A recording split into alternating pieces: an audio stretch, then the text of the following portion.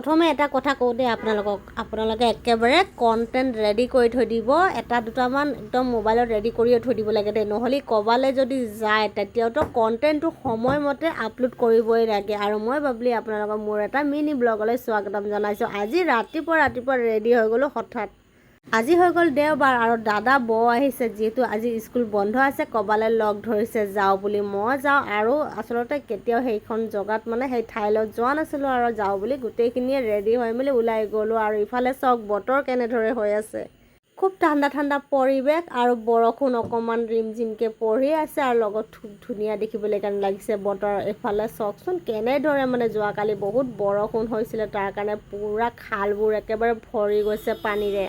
বহুত দূৰলৈ আহিলোঁ, একদম মানে আধা ঘণ্টামান ডিষ্টেঞ্চ আহিলোঁ, আৰু আহি পালোঁ জেগাত। তাৰপাছত এতিয়া খোজকাঢ়ি গৈ আছোঁ অকণমান ভিতৰলৈ, মানে ৰাস্তাডোখৰ সৰুটো, তাৰ কাৰণে গাড়ী নোসোমাই একদম লাহে খোজকাঢ়ি গৈ আছোঁ। আৰু আচলতে খোজো কাঢ়িব লাগে অকণমান।